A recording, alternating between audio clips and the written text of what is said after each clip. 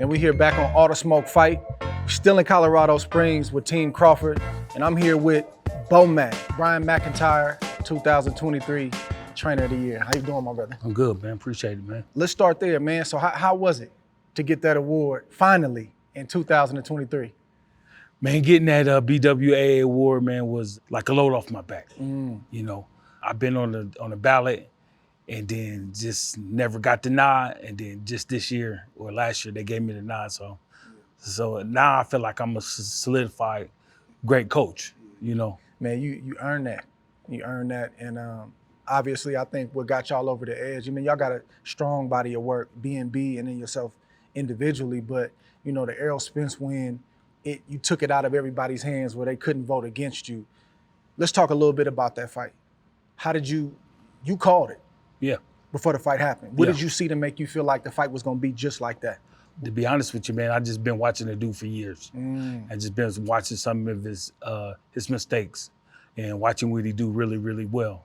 And the things that he do really, really well is where he made his mistakes at. He's a phenomenal fighter, hands down.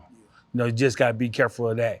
But, you know, I knew that if we go in there and take away the jab and then capitalize on his mistakes, we'll be victoriously. What part of that fight did you as a trainer say, we got him? I think after the first knockdown. And then, you know, when they kind of moved over to our corner and I see how slow he was, I see how slow his feet and his hands was. And if you could go back into the second round, going into the second round, I said, this motherfucker, in fact, he think he is. And so we just capitalize off that, man. You know, make him do stuff that he don't want to do. Man, y'all here again. Another training camp, August 3rd, Israel, Madrimov. Tell me about him. How did you find him? I've seen the tape. He's a real fighter. Man, you know, Madrimov he tough, man. He tough. He different. You know, the opportunity that he having fighting Terence is something that get up off the couch for. As they always say in the old days, get out them silk sheets. Yeah, silk sheet, yeah.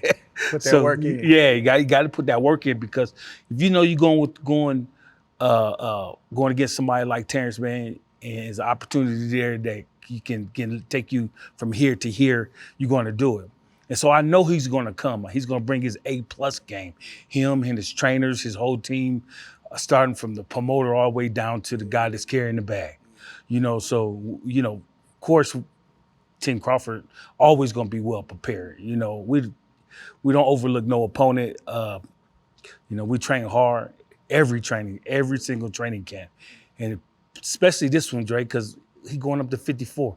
You know, I know he been sparring big guys all of his life and been, you know, going back and forth. But, you know, these are 10-ounce gloves, no headgear. You know what I'm saying? You got to get busy on this one. You know what I'm saying? So, of course, man, you know, we pushing hard. I'm pushing Terence, not only me, but Saul, Red, Bernie, Chet, Ashley. They pushing him to get to a point to where when we step in that ring, we ain't going to have no worries. What about the move up in weight? Like you said, it's a move up in weight class, but he still got to cut weight to get to 154. Has anything been different in camp? More weights, more strength and conditioning, or has it been the same? Well, you know, the work has been the same. You know, a little bit more weights. You know, you could push it a little bit more, eat a little bit more. You know what I'm saying? So that's been great for us. And then by him just working out and just being close to that weight, you know, within 10 pounds instead of 15 or 20 pounds. Big difference. It's a big difference. You know, you could get more out of him. You know, not just him, just a fighter in itself when you looking at moving up in weight. So, Bud 36, getting ready to be 37 in a couple months, right? Correct. Bud is a grinder. The issue is Bud gonna work hard? Is he working too hard? How do you, Red and Saul, balance the work versus the rest with Terence Crawford? That's a good question that you asked that, man, because, you know, I always look at the time of work that we've been putting in. Of course, we stay in the gym all year round, but there's a point in when the fight get made that we turn it on. If it's 3.5 months, if it's 4 months, we turn it on. And so we look at the last couple weeks, and I look at his performances in sparring. I look at him, the way how he move around the house, and just look at how hard we've been working. Because if you ever see me, I write everything down. And once you get to a point to where, man, you don't want to peak too early, so you pull back a little bit. You know, so let him sleep a little longer. Take more than just one day off. You know what I'm saying? Come in and just touch around a little bit. You got to keep your eyes on things like that. And week 3 weeks, 2.5 weeks out, this is the time that we kind of pull back just a little bit. You know, stay sharp mentally. And once you stay sharp mentally, physically, you want to stay sharp too, because you always gonna have that in mind. I don't want to slip. I don't want to slip. And he good for that. Terence is good for that. You got to make him pull back. You got to come on. That's it. Don't go nowhere, man. We staying at home today. Yeah. You know what I'm saying? Do he fight you on it? Yeah, of course. He fight me on it all the time. Yeah. You know what I'm saying? But that's a good sign of a fighter that's always grinding, always wanting. Yeah. He wanted. He don't want to slip up and do nothing wrong. Yeah. B&B Boxing, man, the team y'all got, I've never seen nothing like it. You know, y'all got 3 trainers. You the head trainer, but you got 3 trainers. You got Saul, you got Red, and you have yourself. Right. How do y'all make that work? Everybody say that. We call it the 3-headed monster. Yeah. That's what I call Because even it. brothers fight. Even brothers got disagreements. So, and you know, training camp, as you know, it's intense sometimes. How do y'all make that work? Well, man, it's like this. We all got our own different styles. We all got our own different view at the fight, you know. But one thing that we do come together about a strategy about approaching the fight. So there's certain things that we'll work on. You know, me, I'm like a counterpunch guy. Gotta have that jab. You gotta pump off the jab. Everything gotta work off the jab. Red is like a lot of rhythm. Saul's a Mexican fighter, inside work. You know what I'm saying? And me stepping around. So it all works, Dre. It all work. The most important thing is we stay in our own lane. I don't try to go over to their lane and say, man, you need to do this more. You need no. If I see something wrong, I'm gonna say something to the coach. You know what I'm saying? Hey man, step over a little bit. Let's step over. Come on, y'all, so we can all stay on one page. But other than that, man, it works, man. We talk about every sparring session. We talk about almost about every workout. They follow the plan that I lay out, and it goes, man. It goes from the amateurs all the way up to the pros. Because y'all got a squad. You know, it We ain't got a just squad. Bud here. It ain't just Bud. Right. Y'all got other fighters. Yeah. Same dynamic with the other fighters? Same thing, man. Same Okay. thing. Don't nothing change, man. Yeah. And y'all been rocking for a long time, man. Y'all come from Omaha, Nebraska. Yeah. And I don't know if Saul trained under Midge Minor, but I know that you and Red did. Right. And Saul used to be a sparring partner for Terence. How did y'all come together? You said you also lived a few doors down from Terence, and you said you knew him before he was born because you knew his mother. How did all that come together and become this? Underneath CW, Carl Washington, the CW Boxing Club. So I was just sitting there fighting as a professional, and these guys was still amateurs. And so, you know, this Midge's favorite word. Man, you might as well stay and help me with these amateurs. You ain't gonna be doing nothing but running them streets out there. He knew. Yeah. I was like, all right, I'll say back, you know what I'm saying? So that's just the love of boxing that I had, you know what I'm saying, for the sport. And then one thing led to another, man. You know, national tournament here, travel here. And after a while, you just be like, oh, man, I love this, man. You know, and then it's just like professionals. You want to see that fighter get to the top of the pinnacle of the sport. That's what I was doing as an amateur for Red and Bud and Hardjaw and Bernie. I wanted to see them get to the top, to the pinnacle of the amateur. And then, you know, as we got older, everything started turning pro. Like, well, you're not fighting no more. You might as well go on and help us. You know, just put a team together, man. It's us. You know what I'm saying? Yeah. So that's how it works. It's 20 plus years. Yeah, I've been seeing it, man. I'm amazed at how it worked. Yeah. Just knowing how things can be, man, with egos and pride. Mm-hmm. And, you know, people trying to jockey for position. When I was young, you know, my dad died when I was 18 years old. My mother was in and out for a while. And Verse stepped into that role. And as a young kid, he used to tell me, he said, man, I'm hard on you because I don't want to work for no messed up boss one day. Yeah. I'm like, what you talking about? He said, man, you gonna run this. I'm gonna be working for you one day. Mm-hmm. Terence Crawford is the head of this team. What type of head honcho is Terence Crawford? Is he hard on y'all? Is he like what? How is Terence in that role? Terence, man, as managing the team. As managing the team, he laid back, man. Yeah. One thing about Bud, man, he trusts us. Yeah, okay. He trusts us with good. the plan. whatever plan we put together, he trusts us. Like I tell everybody, when we just working out, doing our workouts, it's more of a class than it is a training session. It ain't no me telling him what to do all the time, because I can learn from him. And what sometimes what I learn from him, I'll take to the other fighters. He can learn from me. You know, some things I see from other fighters, I could bring to Bud. You know, and that's how it works. And the most important thing when I say he trusts us is because I never in the corner will ask him to do something that we ain't never worked on. It's new to him. I don't want to do that. You don't want to do that in no big fight. Ask me to do something different. No. Yeah. So we've been doing it for years, 20 plus years. Yeah. When the roles switch from me being a boss to him being a boss, it's easy, right? It's easy.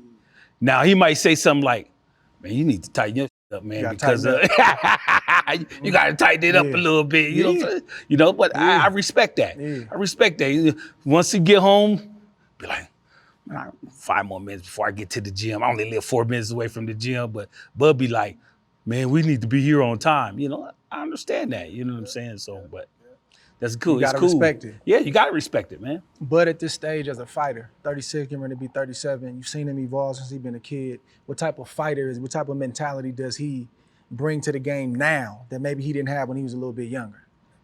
His boxing IQ, the boxing, the understanding the business end of it. He always had that grit and that grind and that attitude towards going into the ring. But now that he understands the business end of it and the professional game of it, it's a whole nother different person, man. And I appreciate that, you know, because years, you know, you try to beat it into a fighter, but until they live through it, then that's when they start understanding it. And by him just living through the things that he went through, from TKO promotions to Top Rank and all those people been around, and to now where he's at, where he's his own boss, man, it's beautiful because he understands the magnitude that he brings to the ring, and he understands that, hey, everybody got their eye on you. You know what I'm saying? So that's cool. Tell me a little bit about August 3rd. I know you can't give up too much, but going up in weight, like we said, facing a guy like Madrimov, who very skillful, very physically strong. What is the general game plan? How does a fighter that's coming up from 47 to 54, how does he approach a situation like this? Just approaches this, you know, we approach the fight the same way. You know, we don't underestimate him. We ain't gonna disrespect him. We just beat him with our boxing IQ. You know what I'm saying? So whatever he gonna bring good to the table, man, we just gonna take it away from him. And you fully confident that on a physicality standpoint, yes, Bud can go strength for strength. Do a little bit stronger, Bud know what to do. He know how to bust them bubbles. You know, them big old muscles he got. We can take that away from him. You know what I'm saying? So I'm confident, man. I'm confident. So we know B&B got a strong stable of fighters, but outside of your stable, who are the favorite fighters you got right now? A couple of fighters that you got your eye on. That I want to work with, or just looking people at that you say like they can go. Oh man, you know, Tank, he can go. Tank, what you like about Tank? I just like his confidence, man. You know what I'm saying? His confidence is getting better. Just knowing the little dude from a little kid, and knowing Kenny and you remember him from the amateurs? Yeah. Just knowing his coaches, man. Just seeing him coming up, man. It's good to see brothers that come from the same situation I come from, make it to the pinnacle and make what they need to take care of their family, their gyms, bring other kids up in the boxing business and see them make it. And that's gratifying, and I sit back and I applaud guys like that, man. Because it's a grind, Dre. It's a grind, and it ain't no guarantees. Yeah, you got that right. It's 1,000,001 things that can happen. Anybody else that got your eye that you say he can go? Or even the females? I pay picky with it, huh? Yeah, you know, I keep my eye on my stable. Straight up. You know what I'm saying? So I won't slip. Yeah. But, you know what I'm saying? But there's some good guys out there. Yeah. What do you do? Jenna Beck. That's a bad boy, man. What you like about him? Man, he's just raw. Yeah. He raw. I think he can move up to 68 and do some damage too. You know what I'm saying?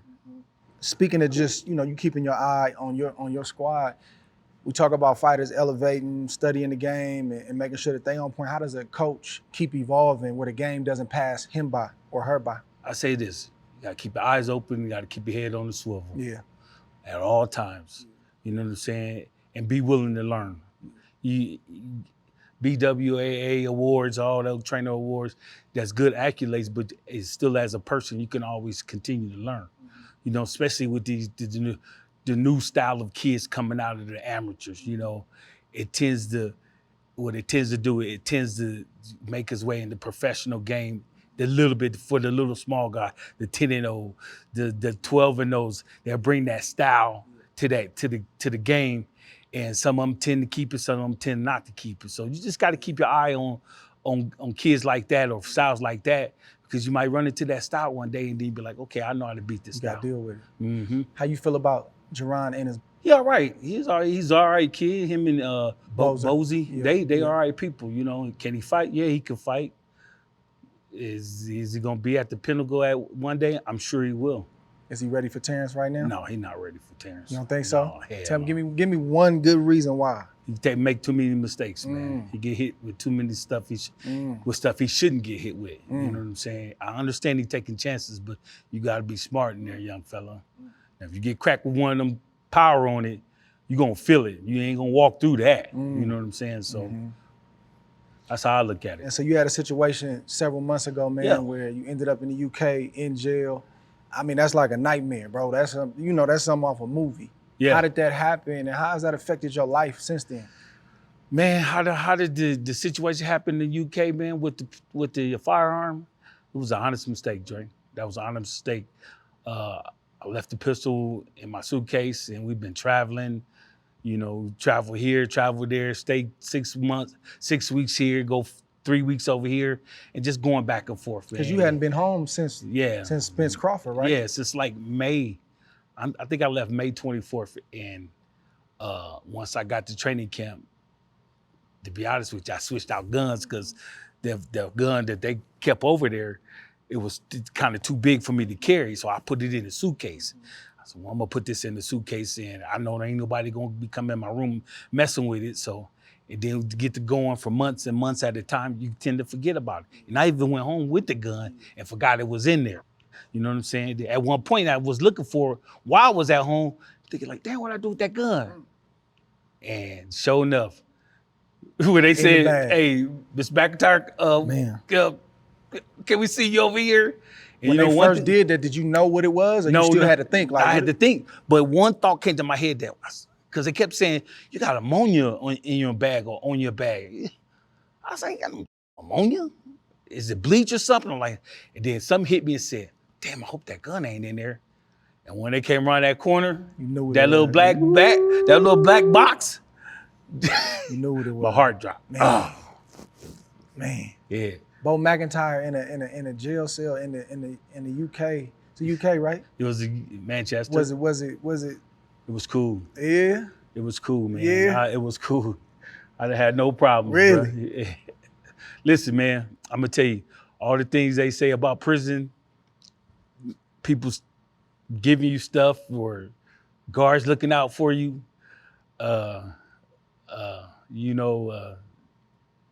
fame and all that, that's true.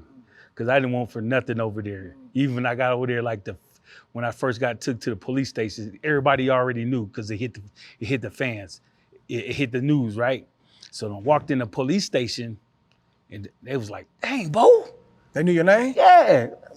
I was like, oh man, I forgot. Took me in the cell, came back, and here's where things started getting better for me. And if y'all see this, police department, you ever see this, you put some slack on him. One of the guards came to me, I had out a country number. Man, he brought me my cell phone, he said, man, call your wife. Your personal cell phone? My personal cell phone. Took me out back, let me call my wife, and I told her, I said, hey, if you hear from me in 12 hours, that means they ain't gonna charge me. But if you don't hear from me for 3 or 4 days, that means they taking me to prison. So it was like a couple of days, man. And so I just did the ordeal, and then things just started happening for me, man. Great team. I had a great team, man. A great lawyer team from the United States, a great lawyer team from London, one of the best in the business over there, man. His name was Gary. But hey, whatever he told me that was going to happen, it happened. And after a while, the first week, I was like, man, I'm about to do 12 years, man. Yeah, 12 years is a long time, but overseas like that. too. Yeah, I know. They don't play about them guns. I know. And then he came and visited me. He's like, "Oh man, don't worry about it. I'm gonna get you out." Man, you live to tell about it. Yeah, man. How do you envision your team, your coaches, and Terence finishing this thing? How do you see it like ending? Man, I'm gonna tell you something, and I'm gonna be honest with you. Just knowing Bud himself, and knowing how he loved to challenge himself as a person, and I know what kind of journey he's trying to get to. I know that personally. And man, he gonna walk away with a star on his back. They're gonna say, man, this is one of the greatest fighters that ever laced up gloves. Terence Bud Crawford, y'all. I promise you that. And you know why? Because he got a great team behind him. Not just only me, Red, and Saul, but his family, his kids, the community, everybody that's pushing him to the point to where he want to be. And that's even better because the simple fact that when you know you got support, it's easier to train. Yeah. Well, brother, I appreciate you, man. I appreciate this you. Is a dynamite interview. Thank you so much, man, for your time. No problem. Anytime, Yes, baby. Okay, can we go back on camera? I want to do some questions for him. Now, I've been having a chip on my shoulder for about 14 years. That's a big chip. No, about 12 years, right? I asked you for a picture. You was working. I said, Drake, Mr. Ward, can I get a picture? Nah, don't do me like that. Don't do me like that. Where was this at? You said, I'm working out, son, okay? Nah, I ain't do that, man. Come on, bro. I said that? You know what I said? Man, I ain't do that, man. Come on. Hey, remember? We didn't know. Where was we at? Where was we in Vegas, dude? I apologize, man. I don't even remember that. That's crazy. And you be holding that stuff. When stuff be happening, bro, don't forget. Bro, don't forget. Hey, today I was like, hey, that's how the fighters be. Fighters don't forget nothing. If you said something crazy or slighted them 10 years ago, man, you the reporter that they don't forget nothing.